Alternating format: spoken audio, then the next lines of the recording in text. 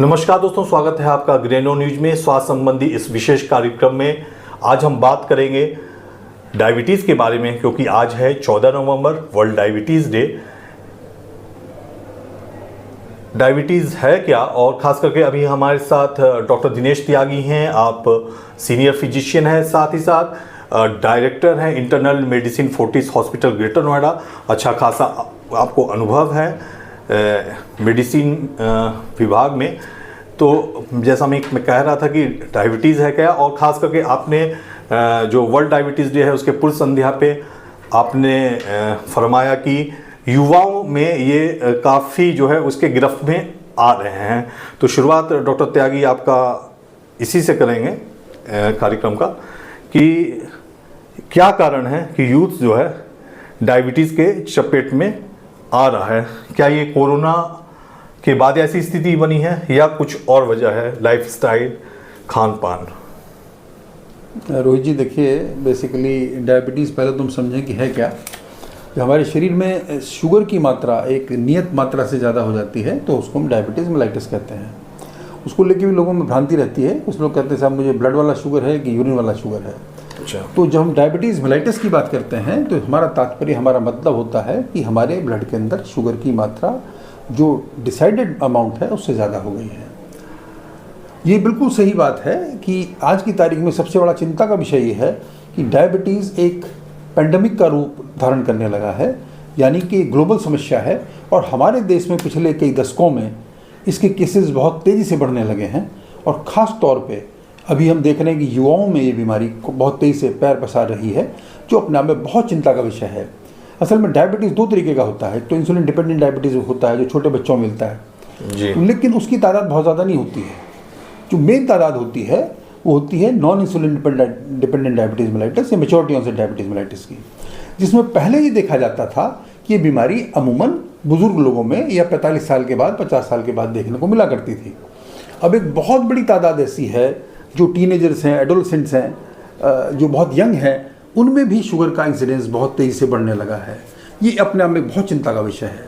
तो इसके लिए जागरूक होना समाज का, जानना डायबिटीज़ क्या है और इससे हम कैसे बचें, ये मेरे ख्याल से बहुत ज़रूरी है। और मेरे ख्याल से ये आप लोग बड़े अच्छे से जिम्मेदारी को उठाने की कोशिश कर रहे हैं और इसमें फोर्टिस भी बड़ा योगदान कर रहा है। तो ये समझना बहुत ज़रूरी है। इसी को चर्चा को आगे बढ़ाते हैं। तो जनरली यूथ जो है लापरवाह रहता है कहीं ना कहीं। तो ऐसा क्या लक्षण उसको अपने आप में दिखे कि उसको लगे कि हाँ मुझे डॉक्टर के पास जाना चाहिए? कब उसे डॉक्टर के पास जाना चाहिए? इसमें रोहित जी मैं एक चीज़ कहना चाहूँगा कि डायबिटीज़ एक ऐसी बीमारी है जिसमें शुरुआती दौर में लक्षण हो ऐसा ज़रूरी नहीं है। हालांकि जो क्लासिकल लक्षण है वो मैं आपको बता देता हूँ। उसको पढ़ाया जाता है पॉलीयूरिया, पॉलीडिप्सिया, पॉलीफेजिया, यानी कि ज़्यादा प्यास लगना, बार बार पेशाब करने जाना, ज़्यादा भूख लगना, भूख लगने के बावजूद वजन घटना, उसके बावजूद थकान महसूस करना, घावों का न भरना। लेकिन ये काफ़ी एडवांस स्टेज में जाके दिखाई देनी शुरू होती हैं। तब तक हमें काफ़ी सारे कॉम्प्लिकेशन हो चुके होते हैं। तो मेरा मानना ये है कि अगर आपकी लाइफस्टाइल सीडेंटरी है, अगर आप ओबीज हैं, अगर आप जंक फूड खा रहे हैं, तो आपको अपना शुगर लेवल चेक करा लेना चाहिए। और 35 साल से ऊपर तो मेरी सभी से दरख्वास्त है कि वो अपना शुगर लेवल ज़रूर चेक कराएं। लेकिन अगर आप टीनेजर भी हैं और अगर आपको डाउट है कि थकान हो जाती है, वज़न बहुत ज़्यादा बढ़ा हुआ है, जंक फूड खा रहे हैं, 24 घंटे पड़े हुए हैं, बहुत ज़्यादा एनर्जी नहीं है, खेलने का मन नहीं है, तो उस बच्चे में भी हमें शुगर की चेकिंग कर लेनी चाहिए। यूथ जो है डिजिटल के भी चपेट में है, स्मार्टफोन है, डिजिटल लाइफस्टाइल एक तरह से हो गया है यूथ्स का। तो इसके बारे में क्या कहेंगे? ये कितना प्रभाव डालता है या कितना ये कॉज करता है डायबिटीज़ को पनपने में? डायरेक्टली हमें क्या करता है कि हमें सीडेंटरी लाइफ स्टाइल की तरफ धकेलता है। बिना कुछ करे आपको सब वहीं पे मिल रहा है, अपने बेड के ऊपर ही सारी चीज़ें आप देख रहे हैं। फुटबॉल का मैच भी वहीं देख रहे हैं आप, क्रिकेट का मैच भी वहीं देख रहे हैं आप, सारी फिल्में देख रहे हैं, सारे के सारे शो देख रहे हैं। कुछ करने की ज़रूरत नहीं है आपको। बैठे बैठे आप बिजली का बिल भर दे रहे हैं, पानी का बिल भर दे रहे हैं, क्यों में लगने की ज़रूरत नहीं है आपको। सामान भी आप मंगा ले रहे हैं, वहीं से आप मंगा ले रहे हैं। खाना उसी से तो खाना आ रहा है, जो जंक फूड आ रहा है वहीं से आ रहा है। जितने सारे ऐप्स हैं, आपने 2 बटन दबाए और आपका खाना घर पे आ गया। तो ये आपकी सेडेंटरी लाइफस्टाइल को फर्दर प्रमोट करने पे लगा हुआ है। आउटसाइड गेम खत्म हो गए हैं, बच्चों के अंदर भी खत्म हो गए, सारे गेम्स उसमें अवेलेबल हैं, वहीं पे खेल रहे हैं वो।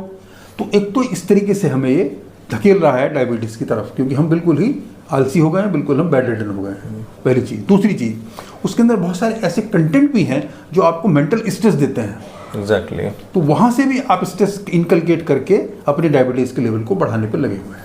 अच्छा, डायबिटीज़ से ग्रसित कोई भी है तो क्या कुछ मानसिक विकार भी पनप सकता है उसमें? निश्चित रूप से। उसमें पहले तो आदमी में फियर साइकोसिस हो जाती है, कई बार बहुत लोग भयभीत हो जाते हैं, कई लोग डिप्रेशन में चले जाते हैं, उनको ये भय हो जाता है कि सारी ज़िंदगी दवाई खानी पड़ेगी, मैं तो बीमार हो गया, अच्छी खासी मेरी जवानी के अंदर में बूढ़ा हो गया। ऐसी फीलिंग लोगों को मैंने देखी है, इसीलिए लोग बहुत सारे ट्रीटमेंट से भाग भी जाते हैं या अपनी जांच नहीं कराना पसंद करते हैं। उनको भय रहता है कि कहीं हमारा को डायबिटीज़ निकल आए तो सारी ज़िंदगी के लिए चस्पा लग जाएगा। कहीं ना कहीं वो फेस करने से डरते हैं। That's true।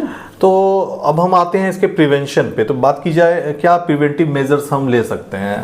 देखिए, इसके लिए बहुत सिंपल चीज़ें हैं, ये कोई रॉकेट साइंस नहीं है। वो सदियों से हमारे बुजुर्ग भी हमें सिखाते आए हैं कि सबसे पहले हमें अपनी दिनचर्या को नियमित करना चाहिए। आज की तारीख में खासतौर पे यूथ में देख रहा हूँ कि वो 3-3, 4-4 बजे तक जागते रहते हैं और फिर दिन में सो रहे होते हैं वो 12 बजे तक, 11 बजे तक, विच इज़ नॉट फिजियोलॉजिकल। ये फिजियोलॉजिकल नहीं है।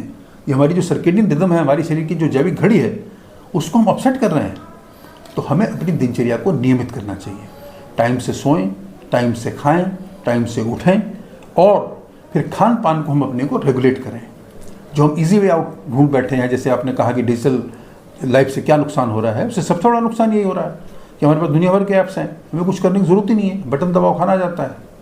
लेकिन वो खाना हेल्दी है कि नहीं है ये हम सोचने की कोशिश नहीं करते हैं। वो टेस्टी है, देखने में बढ़िया है, स्मेल बढ़िया आ रही है, लेकिन क्या वो साइंटिफिकली प्रॉपरली प्रिपेयर किया गया है? क्या वो हमारे हेल्थ के लिए ठीक चीज़ है?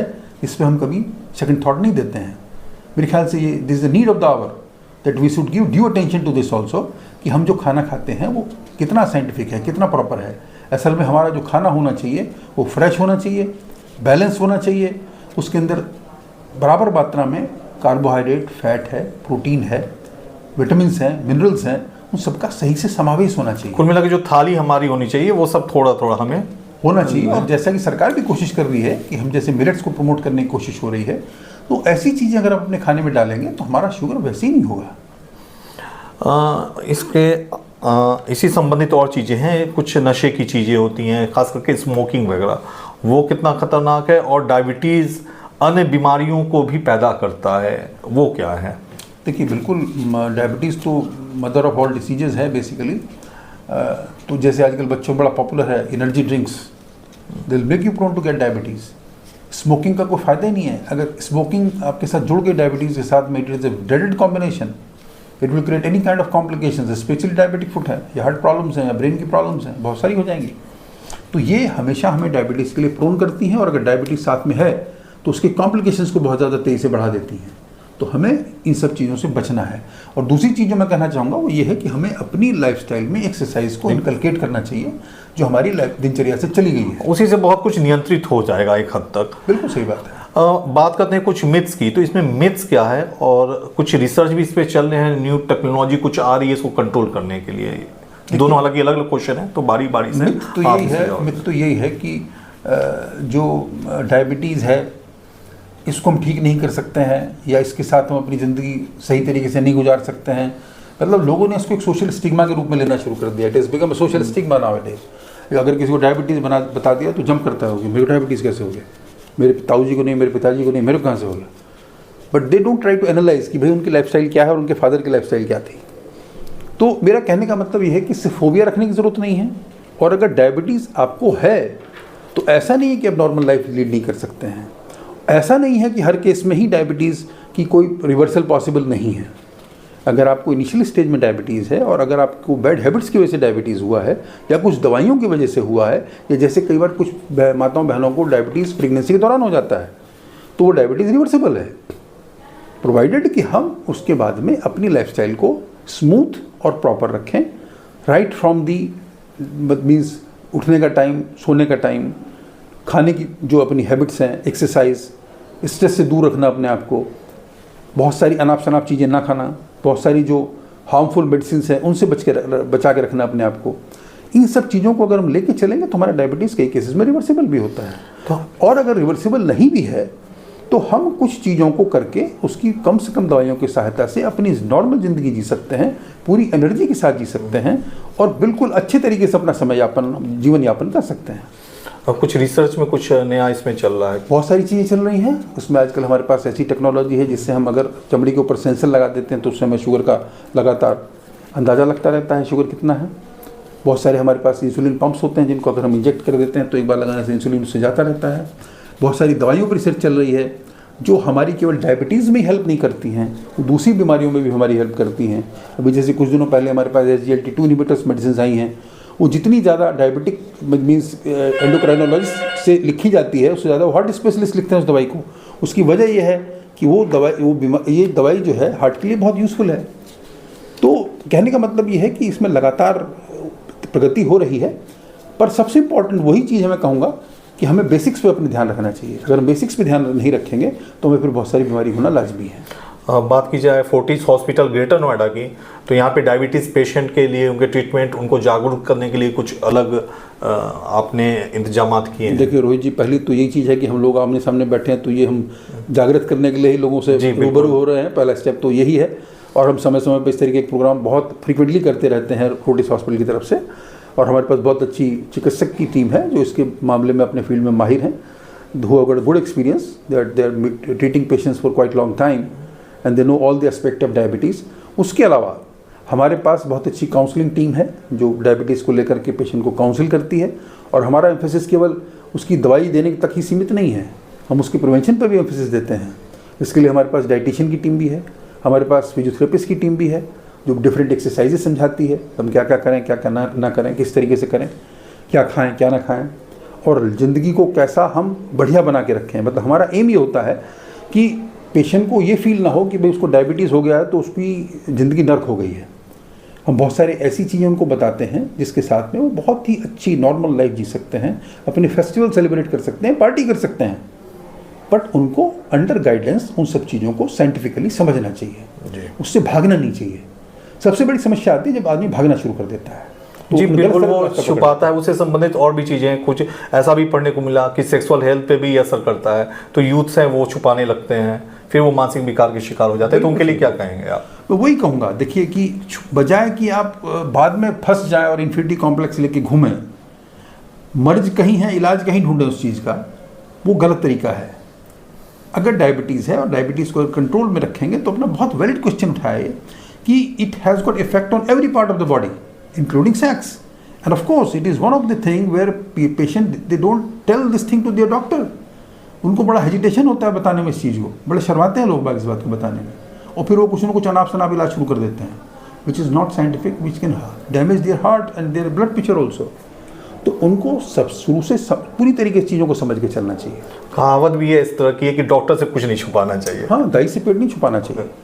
तो मेरा कहने का मकसद यही है कि प्रॉपर तरीके से अगर हम चलेंगे और समय रहते सब चीज़ों का उपाय करेंगे तो आप बिल्कुल नॉर्मल हेल्दी लाइफ जी सकते हैं, कोई टेंशन वाली बात नहीं है। डॉक्टर त्यागी, चलते चलते इस बार जैसा कि ये जो वर्ल्ड डायबिटीज़ डे है ये WHO के द्वारा पूरे विश्व में ये आयोजित किया जाता है, जिसे हम सब मनाते हैं ताकि लोग जागरूक हों। हर बार एक थीम भी दी जाती है, तो इस बार WHO ने क्या थीम दी है वर्ल्ड डायबिटीज़ डे पे और उसके क्या मायने हैं? देखिए वही चीज़ है बेसिकली, ये it is basically breaking barriers.